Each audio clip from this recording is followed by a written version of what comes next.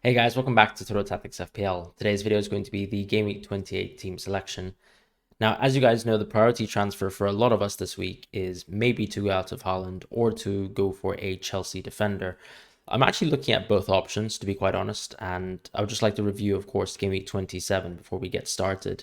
It was a fantastic week, even though I had to force a transfer to go from Sanchez to Steele. So I did mention in the previous video that I would either be rolling with Kepa or I would be simply going towards Steele because I saw the upside in going for 2 games with Brighton. I watched actually a lot of match footage on Steele in the West Ham game, and of course, small sample size, but I did like the distribution overall, and I wanted to take the punt there with Steele. He looked very comfortable, and I have to say I was very, very happy with the decision because, of course, this Wednesday we had a clean sheet versus Crystal Palace. Potentially a little bit lucky, of course, where Crystal Palace I thought actually played relatively well considering their lack of inability, or their inability rather, to attack in recent weeks.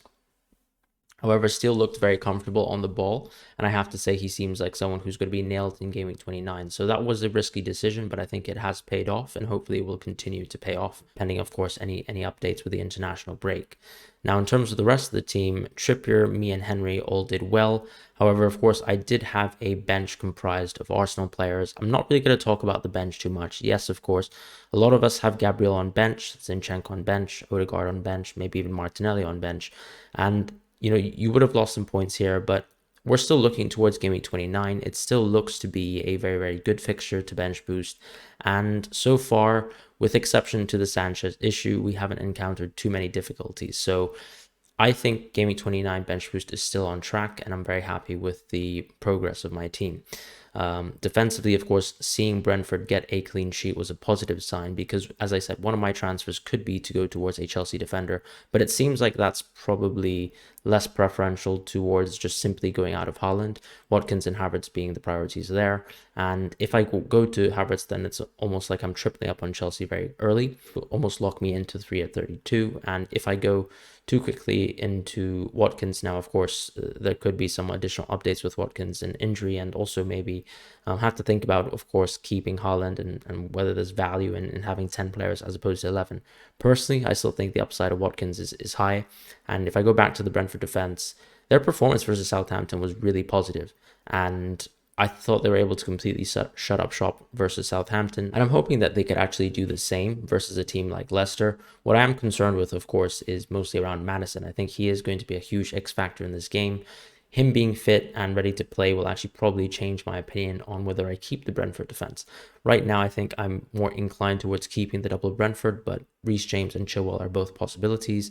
And with Trippier, now he had relatively okay week. Now less points than Zinchenko, but ultimately the idea is to go for upside. We saw Trippier actually get an assist. He made a mistake which actually led towards the Wolves goal. Otherwise, Wolves didn't really have many significant chances themselves.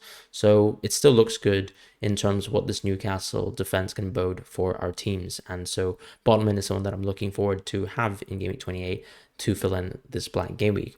McAllister, Matoma, no real concerns there. Now, of course, March ended up scoring 11, and yeah, I mean, March owners can say that they were very unlucky, but the rules are the rules in FPL, so I think all you can look forward to is hoping that the rules change next season so that things like this can be fixed in the future.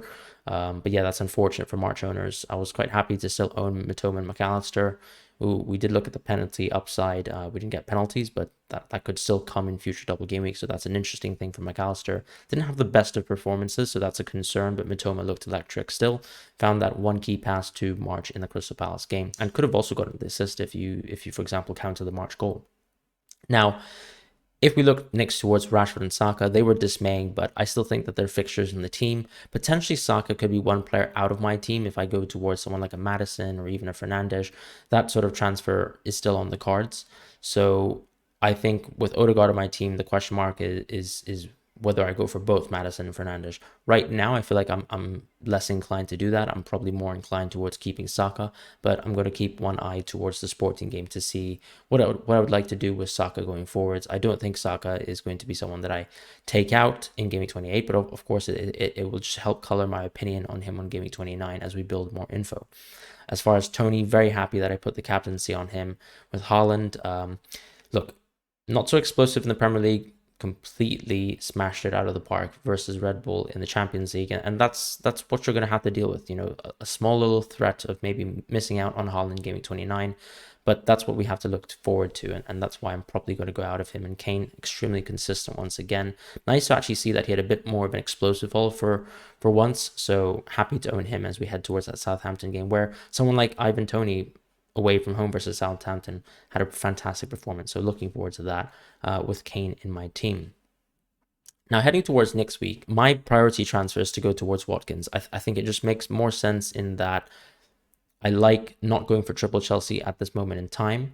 I also think that Watkins simply is actually a better asset than Havertz. I might be wrong. I might turn out to find out that Havertz will have an exceptional game week 29, and over 28 and 29, Watkins would have been the preferred option. But the way I see my team structure going is I plan on taking Toney out of the team because it seems like he'll get suspended very, very shortly. And with Watkins, he's a constant fixture where he has really good underlying stats, slightly better than Havertz.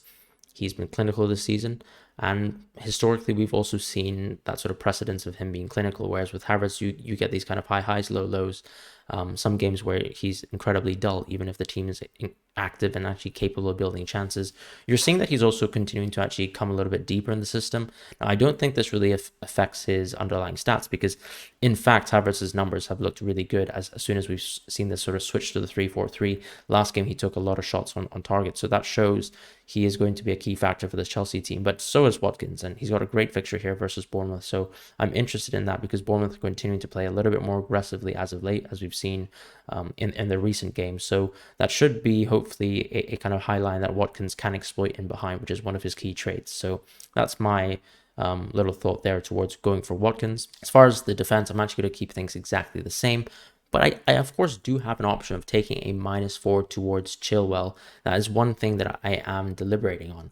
Why would I go for Chilwell? I think simply it's just the upside of looking at 28 and 29, comparing the Brentford fixtures versus the Chelsea fixtures.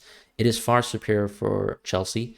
But the question, of course, is whether Chilwell could be rotated. Maybe that's a little bit too much of guessing on my end and maybe being a bit too negative on Chilwell, just looking for negatives, to be honest. And his attacking upside is far superior to any of the Brentford defenders. So it almost feels like the ceiling of Chilwell is going to be a lot higher, and maybe it would actually cover a -4 over these 2 game weeks because we have 3 fixtures of Chelsea and Chilwell versus 3 fixtures of, let's say, Henry and Brentford.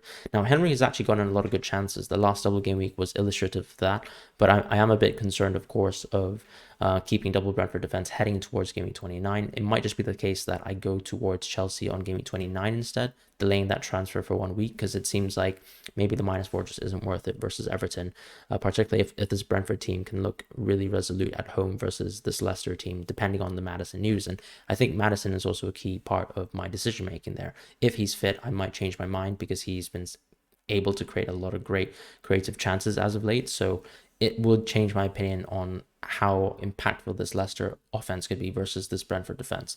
For the time being, though, as I said, I will be rounding out my team with just the transfer towards Watkins.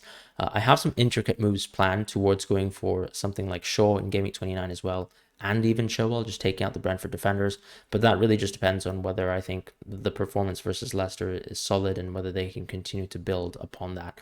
For the time being, I think I'm going to keep it quite patient, go for just that one transfer and play with 11 people, which was the whole target really of going for someone like Steele this week, where I get Kepa this week. I still have 11 players compared to some people who have Raya, who also might have to make a decision between whether they go out of HAALAND and also whether they go for another defender, and how they set up for game week 29. So that's going to be my transfer plan so far, and I hope you guys have a wonderful week ahead.